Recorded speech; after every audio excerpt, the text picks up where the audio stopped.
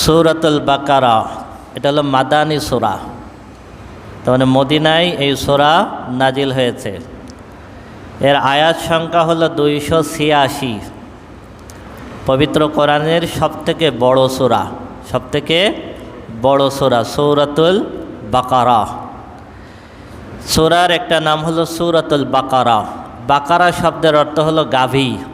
বাকারা শব্দের অর্থ কি? গাভী।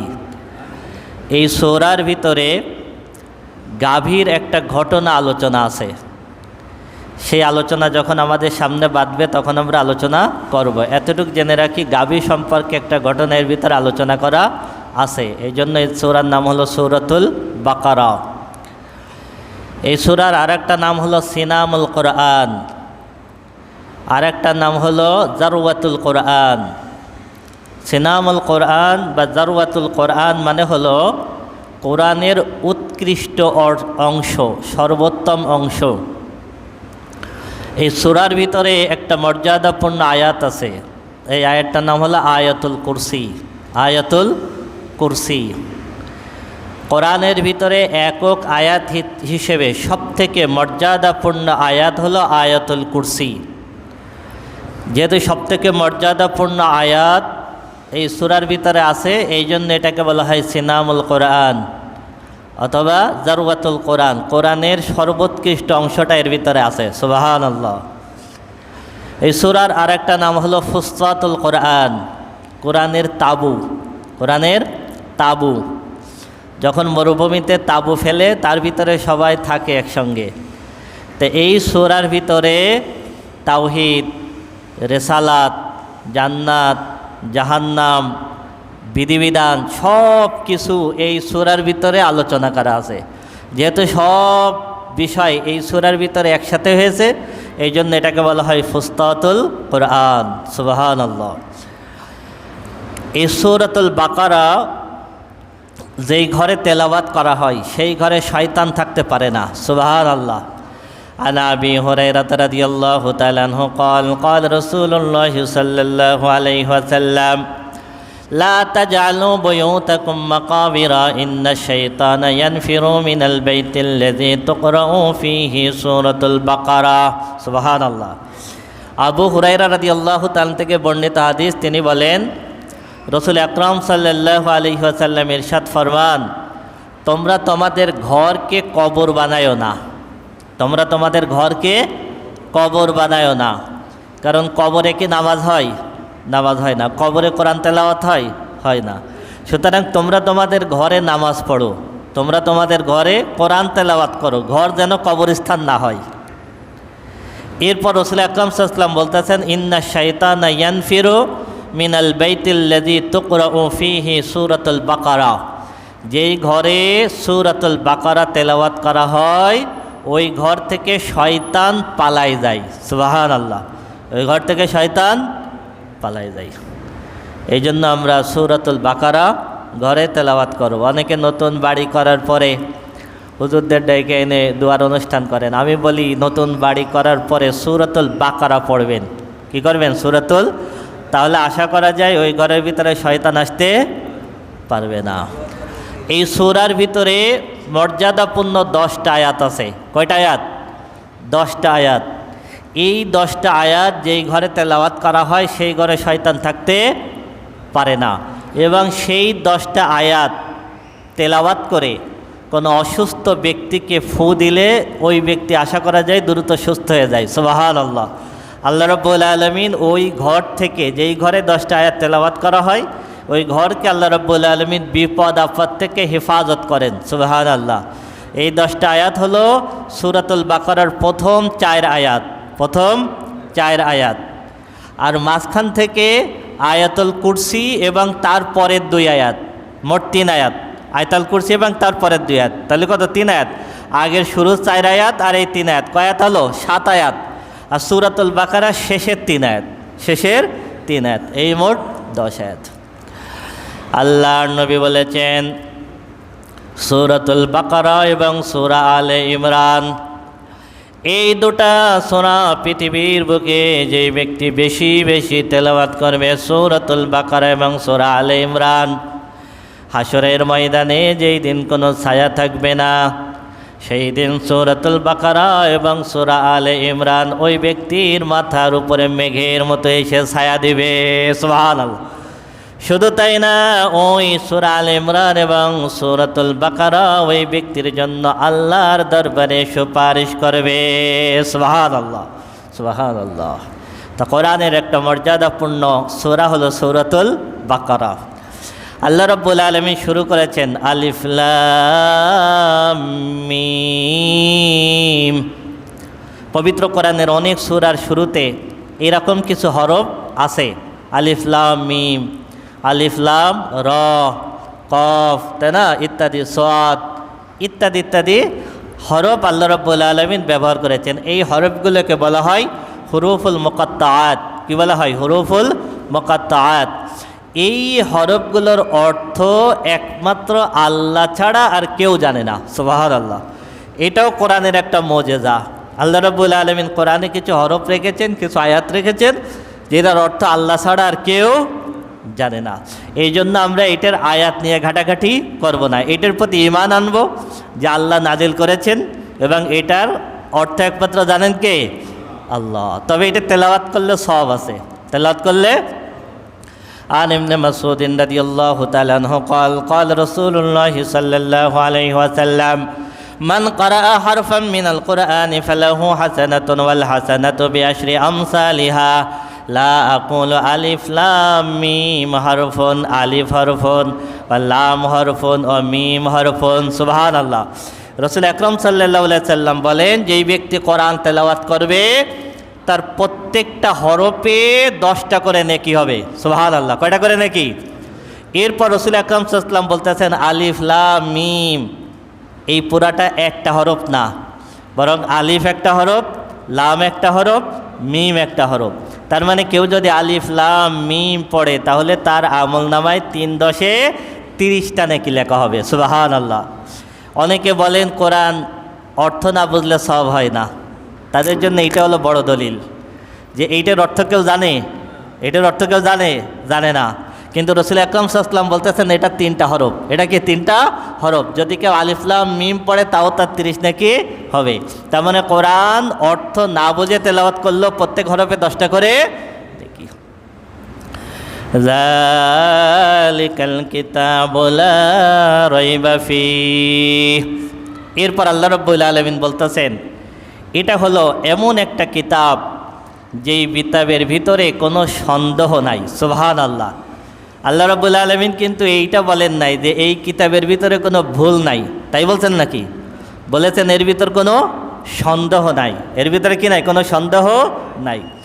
দেখেন সূরাতুল ফাতিহা সাথে সূরাতুল বাকারার মূল যে সম্পর্ক, সেই সম্পর্কটা হলো আমরা সূরাতুল ফাতিহার ভিতরে আল্লাহর কাছে দোয়া করি, ইহদিনাস সিরাতাল মুস্তাকিম, দোয়া করি না সূরা ফাতিহার ভিতরে? অর্থ কি? হে আল্লাহ, তুমি আমাকে সরল সঠিক পথে হিদায়াত দাও। কি বলছি বলেন তো? আল্লাহ সরল সঠিক পথে হিদায়াত দাও। তা আমরা যে সূরাতুল ফাতিহার ভিতরে আল্লাহর কাছে দোয়া করছি, আল্লাহ আমাদেরকে সরল সঠিক পথে হিদায়াত দাও। আল্লাহ রাব্বুল আলামিন এবার আমাদেরকে বলতেছেন তোমাদেরকে আমি সরল সঠিক পথে হিদায়াত দিলাম। কি দিলাম? তোমাদের জন্য আমি একটা কিতাব দিলাম। কি দিলাম? কিতাব। এই কিতাবের ভিতরে কোনো সন্দেহ নাই, কোনো ভুল তো দূরের কথা, কোনো সন্দেহ নাই। এই কিতাব দিলাম, এইটাই হলো সিরাতুম মুস্তাকিম। এটাই হলো কি? তুমি আমার কাছে সিরাতুম মুস্তাকিম চেয়েছিলে, সরল সঠিক পথে হিদায়াত চেয়েছিলে, আমি তোমাকে সরল সঠিক পথের হিদায়াত দিলাম। সেটা হলো যালিকাল কিতাবু লা রাইবা ফীহ। সুবহানাল্লাহ। এমন একটা কিতাব দিলাম যার ভিতরে কোনো সন্দেহ। পৃথিবীর লেখকরা একটা বই লিখলে ভূমিকায় লিখে দেয় যে এই বইয়ের ভিতরে যদি কোনো ভুল ত্রুটি থাকে দয়া করে আমাকে জানাবেন, পরবর্তী সংস্করণে এটা কি করে দেবো? সংশোধন করে দেব। কিন্তু আল্লাহ রাব্বুল আলামিন একটা কিতাব দিলেন আমাদেরকে। এই কিতাবে ভুল তো দূরের কথা, শুরুতেই বলে দিলেন, সার্টিফিকেট দিয়ে দিলেন, যালিকাল কিতাবু লা রাইবা ফীহ। এটা এমন একটা কিতাব যেই কিতাবের ভিতরে কোনো সন্দেহ নাই। সুবহানাল্লাহ। হুদাল লিল মুত্তাকিন, এই কিতাব হলো মুত্তাকিদের জন্য পথ প্রদর্শক। কাদের জন্য পথ প্রদর্শক? মুত্তাকিদের। আল্লাহ রাব্বুল আলামিন কোরআন কি শুধু মুত্তাকিদের জন্য নাজিল করেছেন নাকি সবার জন্য? কিতাবুন আনজালনাহু ইলাইকা লিতুখরিজান নাসা মিনাজ যুলুমাতি ইলান নূর। আল্লাহ রাব্বুল আলামিন বলতেছেন, হে রাসূল, আপনার উপরে একখানা কিতাব নাজিল করলাম এই কারণে যাতে করে আপনি এই কিতাব দ্বারা মানুষদেরকে অন্ধকার থেকে আলোর পথে আনতে পারেন। সুবহানাল্লাহ। তাহলে আল্লাহ রাব্বুল আলামিন সব মানুষের জন্য কোরআন নাজিল করেছেন, মুসলমানের জন্য নাজিল করেছেন, কাফেরের জন্য আল্লাহ কি কোরআন নাজিল করেছেন। কিন্তু আল্লাহ বলতেছেন হুদাল লিল মুত্তাকিন, কোরআন মুত্তাকিদের হিদায়াত দিবে। এটা কেন বললেন? হিদায়াতের দুইটা ধাপ। কয়টা ধাপ? এক নম্বর ধাপ হলো এই কোরআন মেনে নিয়ে এর প্রতি ঈমান আনা, এইটা হলো প্রথম ধাপ। এটা হলো কি প্রথম ধাপ। এই দিক থেকে কোরআন সব মানুষের কাছে আল্লাহ রাব্বুল আলামিন হিদায়াত হিসেবে নাজিল করেছেন। যারা এটাকে মেনে নিয়েছে তারা হলো ঈমানদার। যারা মেনে নিয়েছে তারা কি? যারা অস্বীকার করেছে তারা হলো কাফের। যারা অস্বীকার করেছে তারা হলো কি? এইটা হলো হিদায়াতের প্রথম ধাপ। যারা মেনে নিয়েছে আল্লাহ তাদের ঈমানদার করেছেন, এইটা হলো হিদায়াতের প্রথম ধাপ। দুই নম্বর ধাপ হলো যারা ঈমানদার প্রত্যেককে আল্লাহ রাব্বুল আলামিন কোরআন অনুযায়ী চলার তৌফিক দেন নাই। বুঝাইতে পারি নাই? যারা ঈমান এনেছে সবাইকে নামাজ পড়ে, আল্লাহ সবাইকে নামাজ পড়ার তৌফিক দেন নাই। যারা ঈমান এনেছে সবাইকে হজ করে, আল্লাহ সবাইকে হজ করার তৌফিক দেন নাই। টাকা থাকার পরে অনেকে হজ করে না। অনেক ঈমানদার রোজা রাখে না, অনেক ঈমানদার অর্থ থাকার পরেও যাকাত দেয় না, অনেক ঈমানদার হারাম ভক্ষণ করে, ঘুষ ছাড়তে পারে নাই, ফাঁকিবাজি ছাড়তে পারে নাই, ধোঁকাবাজি ছাড়তে পারে নাই। তাহলে এক হলো কোরআন বিশ্বাস করা ঈমান হিদায়াতের প্রথম ধাপ। দুই নম্বর হলো আল্লাহ যাকে এই কোরআন অনুযায়ী চলার তৌফিক দিয়েছেন তাকে আল্লাহ রাব্বুল আলামিন হিদায়াতের চূড়ান্ত ধাপ দান করেছেন। সুবহানাল্লাহ। এইটা হলো হুদাল লিল মুত্তাকিন। কোরআন অনুযায়ী চলার তৌফিক আল্লাহ তাকেই দেবেন যে হলো মুত্তাকি। যে হলো কি? মুত্তাকি। তার মানে হলো আপনি অসুস্থ হলেন, এবার ডাক্তারের কাছে গেলেন, ডাক্তার আপনাকে প্রেসক্রিপশন দিল। কি দিল বলেন? প্রেসক্রিপশন দিল। আপনি প্রেসক্রিপশন সুন্দর করে কাপড়ে মুড়ে লটকায় রাখলেন, আপনার রোগ ভালো হবে। আপনার রোগ ভালো হবে। তাহলে রোগ ভালো হতে গেলে কি করতে হবে? ওই অনুযায়ী ওষুধ খেতে হবে। আল্লাহ রাব্বুল আলামিন গোটা মানব জাতির হিদায়াতের জন্য একটা প্রেসক্রিপশন দিলেন, সেটা হলো কোরআন। সেটা হলো কি? এই কোরআন যেই ব্যক্তি বুঝবে, এই কোরআন যেই ব্যক্তি মানবে, এই কোরআন অনুযায়ী যেই ব্যক্তি চলবে, আল্লাহ রাব্বুল আলামিন তাকে গুনাহ ছাড়ার তৌফিক দেবেন, ইবাদত করার তৌফিক দেবেন। এইটা হলো হুদাল লিল মুত্তাকিন। সুবহানাল্লাহ। এটা হলো হুদাল লিল মুত্তাকিন। আল্লাহ রাব্বুল আলামিন এই সূরার শুরুতে 3 শ্রেণীর মানুষের পরিচয় দিয়েছেন। কয় শ্রেণীর বলেন? প্রথম 4টা আয়াতে মুত্তাকিদের পরিচয় দিয়েছেন। কাদের পরিচয়? মুত্তাকি, হুদাল লিল মুত্তাকিন। এই মুত্তাকিদের পরিচয় দিয়েছেন প্রথম 4 আয়াতে। তারপরে 2 আয়াত আল্লাহ রাব্বুল আলামিন কাফেরদের পরিচয় দিয়েছেন। কাদের পরিচয়? তারপরে 13টা আয়াত। কয়টা আয়াত? 13টা আয়াতে আল্লাহ রাব্বুল আলামিন মুনাফিকদের আলোচনা করেছেন। তাহলে মুনাফিক কত ভয়ঙ্কর বুঝতে পারছেন? প্রথম 4 আয়াতে আল্লাহ মুত্তাকিদের আলোচনা করেছেন, তারপরে 2 আয়াতে আল্লাহ কাফেরদের আলোচনা করেছেন, তারপরে 13টা আয়াত আল্লাহ রাব্বুল আলামিন মুনাফিকদের আলোচনা করেছেন। কাদের আলোচনা? এইবার মুত্তাকিদের আলোচনা করতে গিয়ে আল্লাহ রাব্বুল আলামিন বলতেছেন আল্লাযীনা ইউমিনুনা বিল গায়ব। মুত্তাকিদের 1 নম্বর গুণ, এই মুত্তাকি যারা হবে, আগে আলোচনা করছি, যারা মুত্তাকি হবে আল্লাহ রাব্বুল আলামিন তাদের কোরআন মানার তৌফিক দেবেন, নেকির কাজ করার তৌফিক দেবেন, গুনাহ ছাড়ার তৌফিক দেবেন। 1 নম্বর গুণ হলো আল্লাযীনা ইউমিনুনা বিল গায়ব, যারা অদৃশ্যের প্রতি বিশ্বাস স্থাপন করে। সুবহানাল্লাহ। কিসের প্রতি? অদৃশ্যের প্রতি। এইবার একটু ঈমান বোঝাই, ঈমান কি জিনিস। আমি আপনাকে বললাম আমার এই ঘড়ি দেখতে হলো সাদা, কি বললাম বলেন, দেখতে হলো সাদা। আপনি এটা দেখলেন মেনে নিলেন, এইটার নাম ঈমান না? আমি আপনাকে বললাম এই কালারটা হলো গোল্ডেন, আপনি দেখলেন এবং মেনে নিলেন, এইটার নাম ঈমান না? তাহলে ঈমান কি? ঈমান হলো আপনি রাসূলকে দেখেন নাই, দেখেছি আমরা রসুলকে দেখেছি না, কিন্তু রসুলের প্রতি কোরআন নাজিল হয়েছে, আমাদের কাছে কোরআন এসেছে, এই কোরআন রসুলের প্রতি নাজিল হয়েছে। আল্লাহ রাব্বুল আলামিন যেটা নাজিল করেছেন, রসুল আকরাম সাল্লাল্লাহু আলাইহি সাল্লাম যেটার দাওয়াত দিয়েছেন, আল্লাহকে আমরা দেখি নাই, জান্নাত আমরা দেখি নাই, জাহান্নাম আমরা দেখি নাই, হাসর আমরা দেখি নাই, ফুলসিরাত আমরা দেখি নাই, ফেরেশতা আমরা দেখি নাই, মৃত্যুর পরে আল্লাহ আবার পুনরায় জীবিত করবেন এইগুলো দেখি নাই।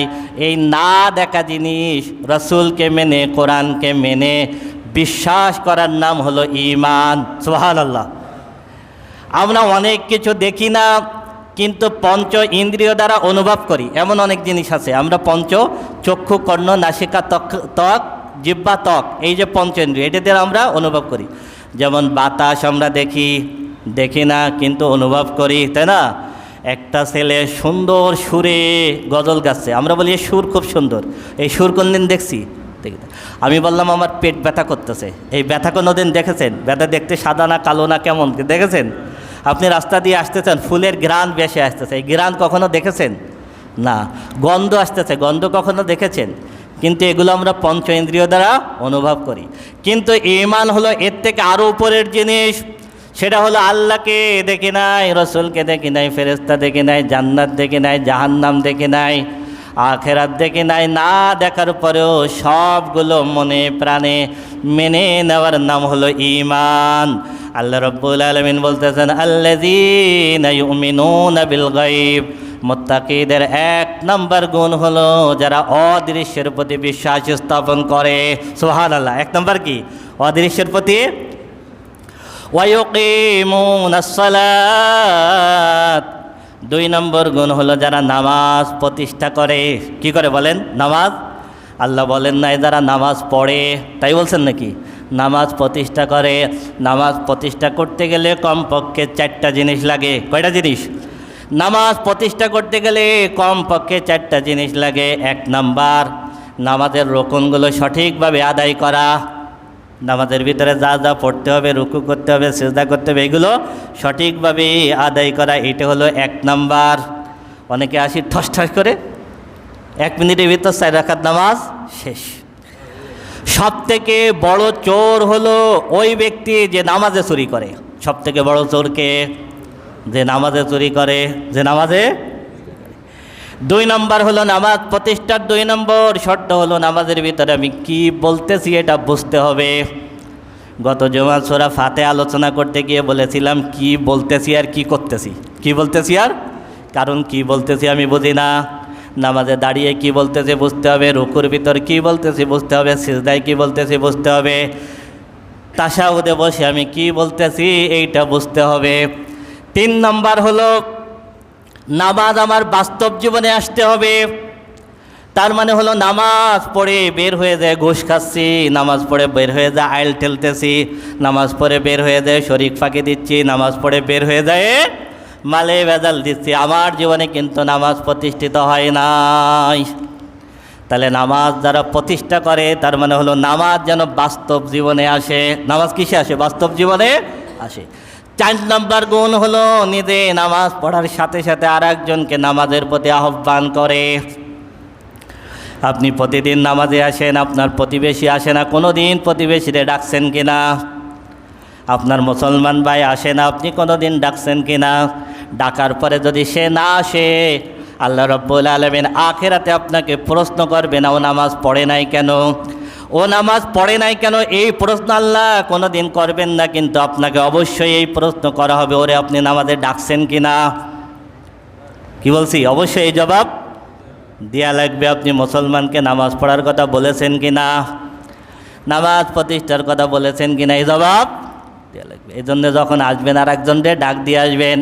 এরপরে যদি সে না মানে আপনি বেঁচে গেলেন, আর যদি মানে আপনার ডাকে সাড়া দিয়ে এসে যদি নামাজে দাঁড়ায় যায়, ও যতদিন নামাজ পড়বে ও যেমন সব পাবে অনুরূপ সব আল্লাহ আপনার আমল নামায় লিখে দেবেন। সুবহানাল্লাহ। ويقيمون الصلاة ومما رزقناهم ينفقون। 3 নম্বর মুত্তাকিদের গুণ হলো যারা আল্লাহর দেওয়া সম্পদ আল্লাহর পথে ব্যয় করে। কি বলেন? যত জায়গায় আল্লাহ রাব্বুল আলামিন ইনফাক বলেছেন, যত জায়গায় আল্লাহ রাব্বুল আলামিন দানের কথা বলেছেন, সব জায়গায় আল্লাহ রাব্বুল আলামিন বলতেছেন আমার সম্পদ দান করো। কোথাও বলেন নাই আমি তোমার সম্পদ দান করো, এটা আল্লাহ কোথাও বলেন নাই। বোঝেন নাই? তার মানে হলো আপনার গাড়ি বাড়ি ব্যবসা বাণিজ্য যা কিছু আছে এর কোনো কিছুর মালিক আপনি না, মালিককে? মালিক হলেন আল্লাহ। আল্লাহ আপনাকে আমানতদারি মালিক দিয়েছেন, এই জন্য আল্লাহ বলতেছেন আমি আল্লাহ তোমারে যেটা দিছি ওইটা খরচ করো। কি বলছেন? ওইটা। এরপরেও দেখেন আল্লাহ সুযোগ দিচ্ছেন, আল্লাহ বলতেছেন যা দিছি পুরাটা দান করা লাগবে না, পুরাটা দিয়ে দিতে বলছেন না। আল্লাহ রাব্বুল আলামিন বলতেছেন অমিম্মা, অমিম্মা মানে যা দিয়েছি তার থেকে, যা দিয়েছি তার সব না, যা দিয়েছি তার থেকে। তার মানে আমি আল্লাহ যা দিয়েছি তার থেকে জাকাত নির্দিষ্ট জাকাত দিয়ে দিবা, ফেতরা নির্দিষ্ট ফেতরা দিয়ে দিবা। এরকমভাবে আমি রব্বুল আলামিন যেটা নির্দিষ্ট করেছি ওইটা দিয়ে দিবা। হজ যখন ফরজ হবে হজের জন্য ওইটা নির্দিষ্ট ওইটা খরচ করে ফেলবা। এরপরে তোমার প্রয়োজনের অতিরিক্ত তুমি যত দূর পারো আল্লাহর পথে দান করবা। এই গুণ যাদের ভিতরে আছে তারা হলো মুত্তাকি। সুবহানাল্লাহ।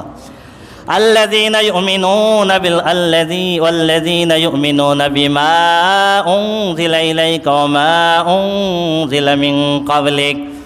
এরপরে মুত্তাকিদের আরেকটা গুণ হলো এ রাসূল আমি আপনার প্রতি যেই কিতাব নাজিল করেছি এই কিতাবের প্রতি যারা বিশ্বাস স্থাপন করে, ওমা উনজিলা মিন ক্বাবলিক আপনার পূর্বে যত কিতাব নাজিল করেছি ওই কিতাবগুলোর প্রতিও তারা বিশ্বাস স্থাপন করে। সুবহানাল্লাহ। রাসূল আকরাম সাল্লাল্লাহু আলাইহি সাল্লামের সময় নবমুসলিম ছিল 2 রকম। কয় রকম? 1 নম্বর হলো যারা মূর্তি পূজা করত, যারা শিরিক করত, আগুনের পূজা করত, তারা ইসলাম গ্রহণ করলো, তারা ইসলাম। 2 নম্বর ছিল আহলে কিতাব। 2 নম্বর ছিল কি? তাওরাতের অনুসারী, ইনজিলের অনুসারী। রসুল আসার পরে তারা ইসলাম গ্রহণ করলো। রসুল আকরাম সাল্লাল্লাহু আলাইহি সাল্লাম বলেন যারা আগের কিতাবের অনুসরণ করত এরপরে নতুন কোরআনের প্রতি ঈমান এনে ইসলাম গ্রহণ করেছে তাদের সব আমলে ডাবল নেকি। সুবহানাল্লাহ। তাদের সব আমলে, যেহেতু তারা পূর্বের কিতাবে বিশ্বাসী ছিল আবার এই কিতাবের উপরেও কি বিশ্বাসী। পূর্বের কিতাবের প্রতি আমাদের বিশ্বাস কেমন হবে? আমাদের বিশ্বাস হবে আদম থেকে ঈসা আলাইহিস সালাম পর্যন্ত যত নবী রাসূল এসেছেন সব নবী রাসূলকে পাঠিয়েছেন কে? আল্লাহ রাব্বুল আলামিন বিভিন্ন সময়ে বিভিন্ন নবী রাসূলের উপরে কিতাব নাজিল করেছেন। মুসা আলাইহিস সালামের উপরে তাওরাত, ঈসা আলাইহিস সালামের উপরে ইনজিল, দাউদ আলাইহিস সালামের উপরে জাবুর। এইগুলো আল্লাহ প্রদত্ত আসমানি কিতাব, এটা বিশ্বাস করতে হবে। এগুলো আল্লাহ প্রদত্ত আসমানি কিতাব। 3 নম্বর হলো ওই নবী বা রসুলের উপরে ওই কিতাব ওই সময়ের জন্য যথেষ্ট ছিল। আল্লাহ রাব্বুল আলামিন ওই সময়ের জন্য নাজিল করেছেন। যখন কোরআন নাজিল হয়েছে তখন ওইগুলোর আমল স্থগিত, ওইগুলোর আমল স্থগিত। এখন বিধান চলবে কোনটার? কোরআনের। এইটা হলো আল্লাযীনা ইউমিনুনা বিমা উনজিলা ইলাইকা ওয়া মা উনজিলা মিন ক্বাবলিক। বুঝা গেছে? এখানে আর একটা মারাত্মক বিষয় আছে, সেটা হলো আল্লাহ রাব্বুল আলামিন এখানে খতমে নবুয়ত আলোচনা করেছেন। কি আলোচনা করেছেন বলেন তো?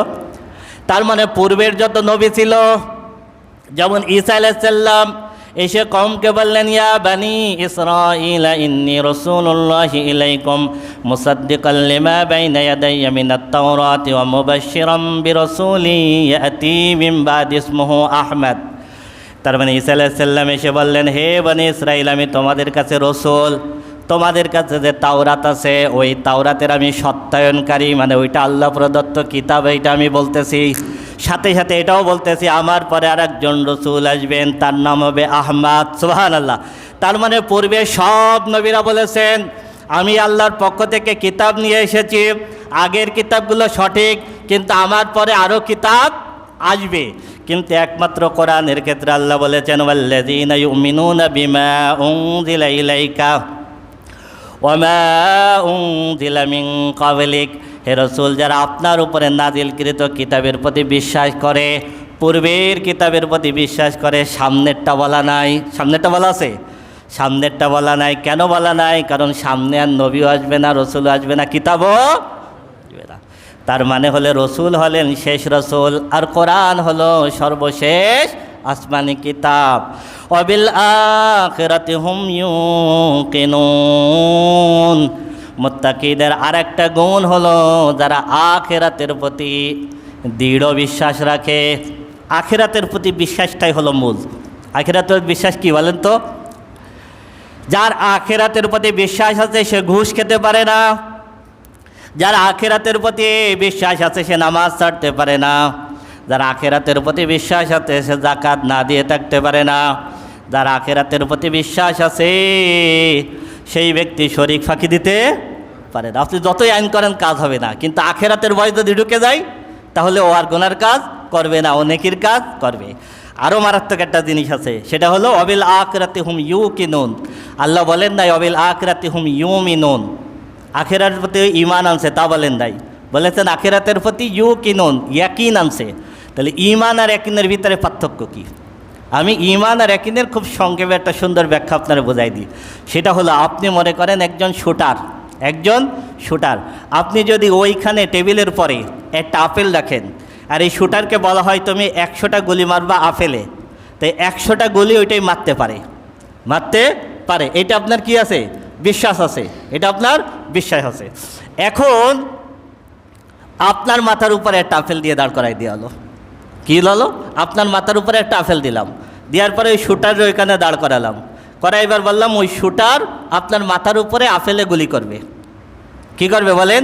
গুলি করবে। কিন্তু আপনি তো জানেন ও 100টা গুলি সঠিক মারে, তারপরেও কি আপনি সাহস নিয়ে দাঁড়ায় থাকতে পারবেন?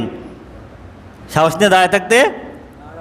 কারণ আপনার সন্দেহ আছে, যদি ঠিক মতো না লাগে, গুলিটা যদি আমার মাথায় লাগে, এইটা হলো ঈমান, এইটা হলো কি? কিন্তু আপনি যদি দৃঢ়ভাবে দাঁড়ায় থাকেন সাহস নিয়ে, আমি নিশ্চিত ও গুলি করলে আমার মাথায় লাগবে না, এই দৃঢ় চেতা নিয়ে যদি আপনি দাঁড়ায় থাকতে পারেন, এইটাকে বলে ইয়াকিন। এটাকে বলা হয় কি? তার মানে ইয়াকিনে কোনো সন্দেহ থাকে না, ইয়াকিনে কোনো সন্দেহ থাকে না। ওর গুলিতে সন্দেহ থাকতে পারে, ইয়াকিনে কোনো সন্দেহ থাকে না। আল্লাহ রাব্বুল আলামিন মুত্তাকিদের ক্ষেত্রে বলতেছেন ওয়াবিল আখিরাতি হুম ইউকিনুন, মুত্তাকিদের আখিরাতের পথে ইয়াকিন হলো এই রকম, গুলি মিস হতে পারে কিন্তু আখিরাত মিস হবে না। আহা, 100টা গুলি যে রাইটে মারে তার গুলি মিস হতে পারে, কিন্তু আখিরাত আসবে, বিচার হবে, জান্নাত হবে, জাহান্নাম হবে, এটা ওই রকম যে বিশ্বাস করে তার নাম হলো মুত্তাকি। সে আখিরাতকে ওই রকমভাবে বিশ্বাস করে। উলাইকা আলা হুদাম মির রাব্বিহিম ওয়া উলাইকা হুমুল মুফলিহুন। এরপর আল্লাহ রাব্বুল আলামিন বলতেছেন এই গুণগুলো যাদের ভিতরে আছে, 1 নম্বর অদৃশ্যের প্রতি বিশ্বাস স্থাপন করে, 2 নম্বর নামাজ প্রতিষ্ঠা করে, 3 নম্বর আল্লাহর দেওয়া সম্পদ ব্যয় করে, 4 নম্বর কোরআনের প্রতি বিশ্বাস স্থাপন করে, 5 নম্বর পূর্বের কিতাবের প্রতি বিশ্বাস স্থাপন করে, 6 নম্বর আখিরাতের প্রতি ইয়াকিন রাখে। এই গুণগুলো যাদের ভিতরে আছে তারাই হলো হিদায়াতের পরে। সুবহানাল্লাহ। ওয়া উলাইকা হুমুল মুফলিহুন, আর তারাই হলো সফল কাম। সুবহানাল্লাহ। সফল কাম কারা? মুত্তাকিরা সফল কাম, মুত্তাকিরা। এর পরের 2 আয়াতে আল্লাহ রাব্বুল আলামিন কাফেরদের সম্পর্কে আলোচনা করেছেন। মক্কায় অনেক কাফের ছিল। রসুলের বাড়ির সামনে আবু জাহাল, রসুলের চাচা আবু লাহাব, তাই না? রসুলের চাচা আবু লাহাব। আবার মদিনায় বড় বড় ইহুদি পণ্ডিত ছিল। রসুল সাল্লাল্লাহু ব্যাপকভাবে তাদেরকে দাওয়াত দিতেন আর মনের ভিতরে বলতেন যেন সবাই ঈমান এনে যায়, সবাই যেন ঈমানদার হয়ে যায়। তার মানে রসুল সাল্লাল্লাহু আবু জাহালের ব্যাপারে আকাঙ্ক্ষা করতেন যেন ঈমানদার হয়ে যায়, আবু লাহাবের ব্যাপারে আকাঙ্ক্ষা করতেন যেন ঈমানদার হয়ে যায়। কাব বিন আশরাফের ব্যাপারে আকাঙ্ক্ষা করতেন যেন ইমানদার হয়ে যায়, আব্দুল্লাহ ইবনে উবাইর ব্যাপারে আকাঙ্ক্ষা করতেন সে যেন ইমানদার হয়ে যায়। আল্লাহ রাব্বুল আলামিন আয়াত নাযিল করে বললেন, ইন্নাল্লাযীনা কাফারু সাওয়াউন আলাইহিম আনযারতাহুম আম লাম তুনযিরহুম লা ইউমিনুন। হে রসুল, কাফেররা হলো এমন, আপনি তাদেরকে কোরআনের ভয় প্রদর্শন করেন আর ভয় প্রদর্শন না করেন তাদের জন্য সমান, তারা কখনোই ঈমান আনবে না। তারা কখনোই, কিছু মানুষের অন্তর আছে না, দেখেন যতই বোঝানো কাজ হবে না, কাজ হবে না। কেন হবে না? খতামাল্লাহু আলা কুলুবিহিম, আল্লাহ ওদের অন্তরের উপরে মোহর মেরে দিয়েছেন। ওয়ালা সামিহিম, ওদের কানে তালা মেরে দিয়েছেন। ওয়ালা আবসারিহিম গিশাওয়া, ওদের চোখের উপরে পর্দা পড়ে গেছে।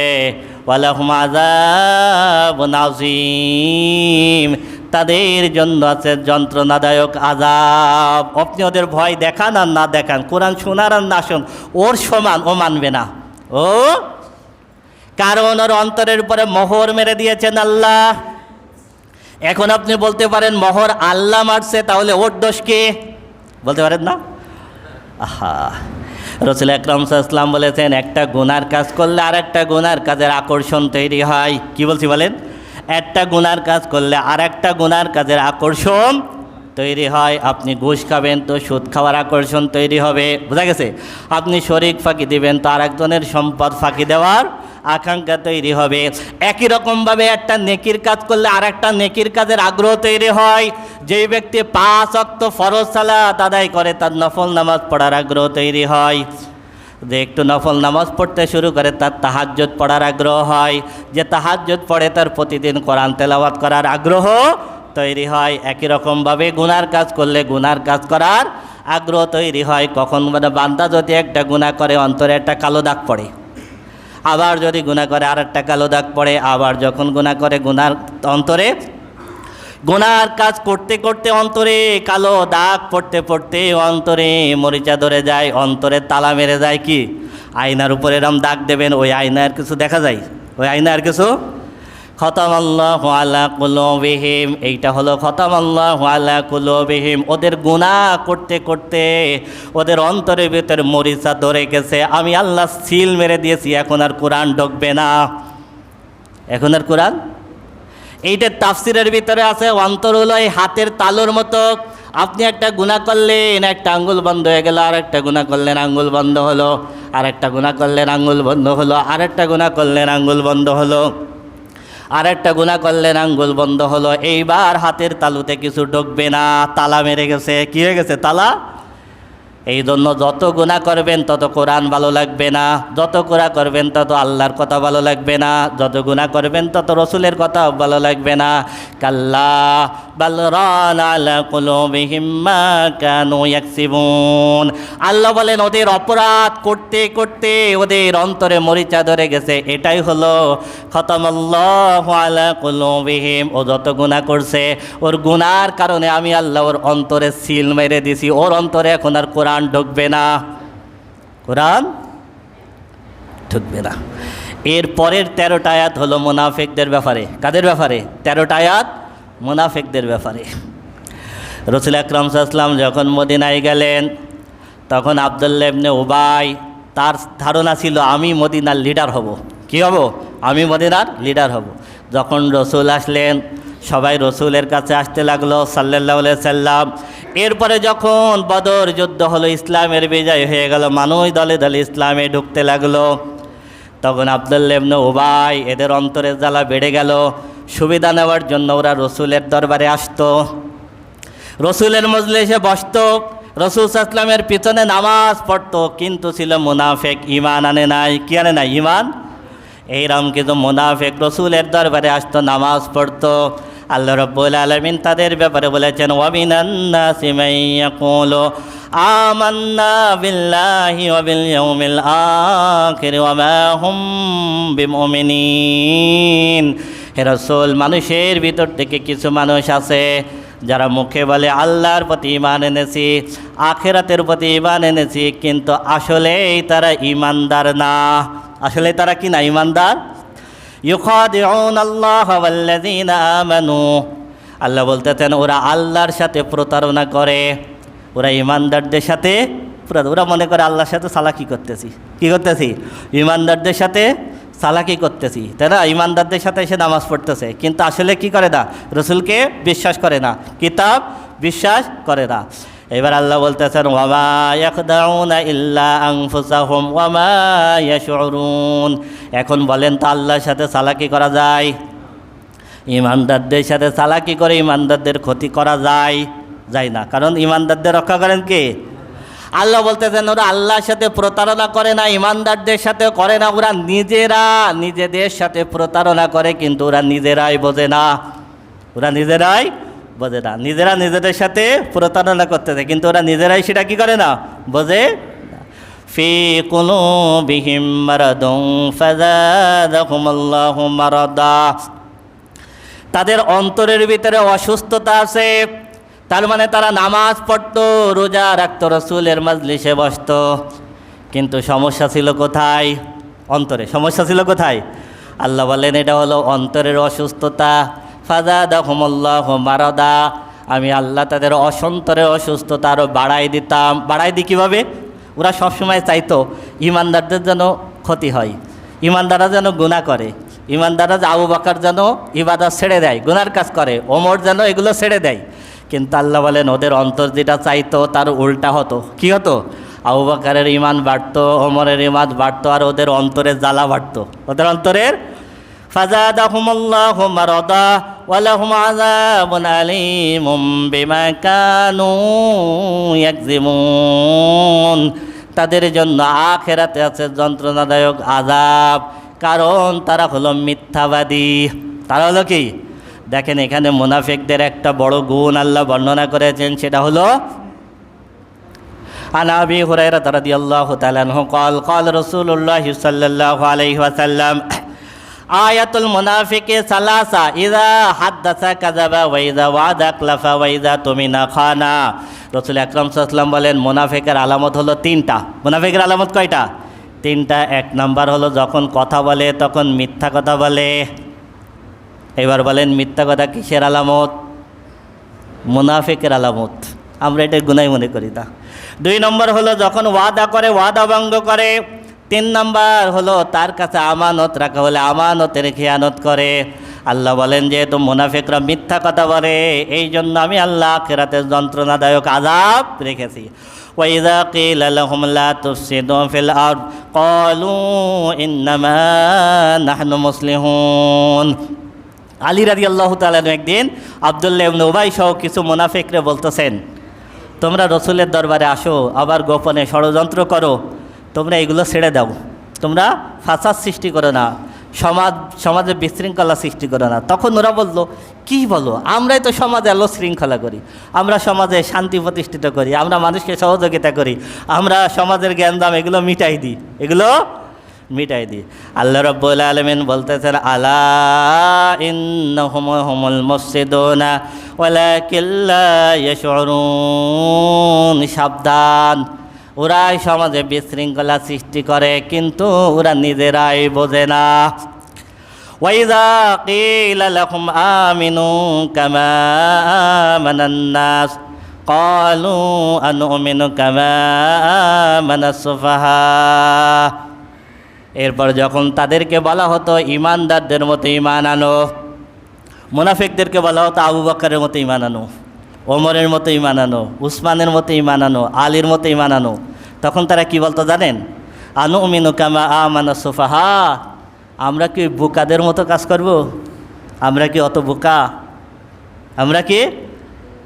তার মানে আইয়ামে জাহিলিয়ার যুগের কাফের মুশরিক আবু বকরকে বোকা মনে করত, ওমরকে বোকা মনে করত, ওসমানকে বোকা মনে করত, আলীকে বোকা মনে করত, তালহাকে বোকা মনে করত, জুবাইরকে বোকা মনে করত, সাদ বিন আবি ওয়াক্কাসকে ওরা বোকা মনে করত।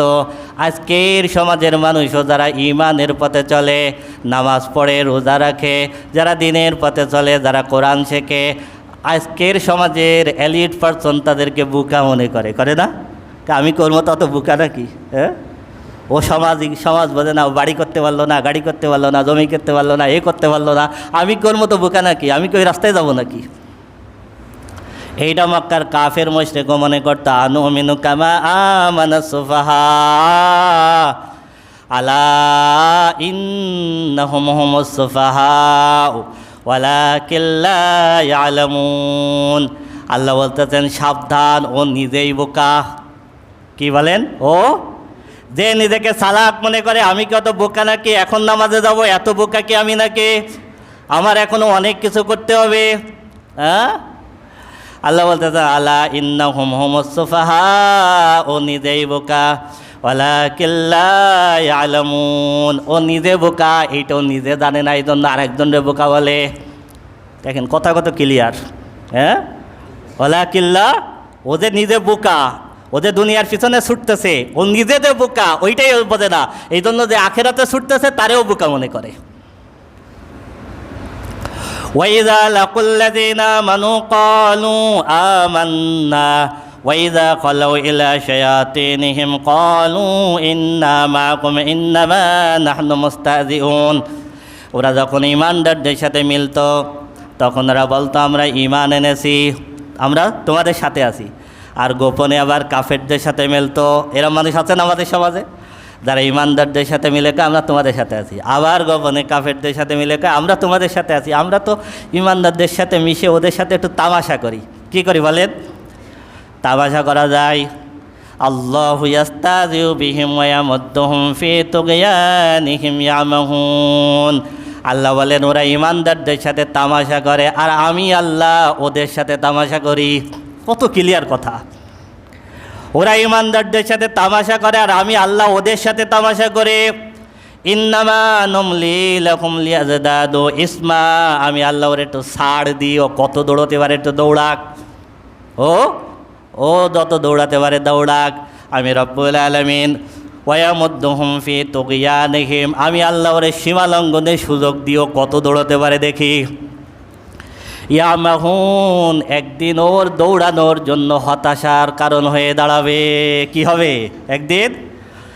উলাইকাল্লাযীনা ইশতারাউদ দালালাতা বিল হুদা ফামা রাবিহাত তিজারাতুহুম ওয়া মা কানু মুহতাদিন। আল্লাহ বলতেছেন এই মানুষগুলো হিদায়াতের পরিবর্তে তারা পথভ্রষ্টতা ক্রয় করে নিয়েছে। কি করছে? ওরা দুনিয়ার স্বার্থে নামাজ বিক্রি করে দিছে, ওরা দুনিয়ার স্বার্থে জাকাত বিক্রি করে দিছে, ওরা দুনিয়ার স্বার্থে ওরা হজ বিক্রি করে দিছে, তাই না?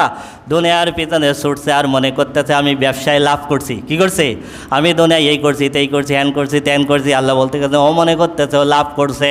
ফামা রাবিহাত তিজারাতুহুম, আল্লাহ বলতেছেন ওর ব্যবসায়ও লাভ করে নাই, বরং লস করছে। কি করছে? ওয়া কানু মুহতাদিন, কারণ ও তো হিদায়াতই পায় নাই, সে তো হিদায়াত প্রাপ্ত না। হিদায়াত না পাওয়ার পরে ও মনে করতেছে আমি লাভ করে ফেলছি। আহা, মাসালুহুম কামাসালিল্লাযী ইস্তাওকাদা নারা ফালাম্মা আদাআত মা হাওলাহু যাহাবাল্লাহু বিনূরিহিম ওয়া তারাকাহুম ফি যুলুমাতিল লা ইউবসিরুন সুম্মুম বুকমুন উময়ুন ফাহুম লা ইয়ারজিউন। আল্লাহ রাব্বুল আলামিন এই মুনাফিকদের উদাহরণ দিয়েছেন। এক ব্যক্তি জঙ্গলে গেল, জঙ্গলে গিয়ে চতুর্দিকে অন্ধকারে পশু পাখি, সেখান থেকে বাঁচার জন্য সে একটু আলো জ্বালালো। কী করলো? আলো জ্বালালো। যখন আলো জ্বললো তখন সে একটু নিরাপদ হলো। এমন সময় আল্লাহ রাব্বুল আলামিন ধাপ করে তার আগুনটা কী করে দিলেন? নিভাই দিলেন। দেওয়ার পরে সে কিসের ভিতর পড়ে গেল? বিপদের ভিতরে পড়ে গেল। আল্লাহ বলতেছেন মুনাফিকরা যখন দুনিয়ার পিছনে ছোটে, ওরা মনে করে সামান্য একটু আলো জ্বলছে। কি হচ্ছে? সামান্য একটু আলো জ্বলছে। আমি রব্বুল আলামিন যখন ওর আলোটা নিয়ে নিই তখন ও আখিরাতে চিরস্থায়ী অন্ধকারের ভিতরে পড়ে যাবে।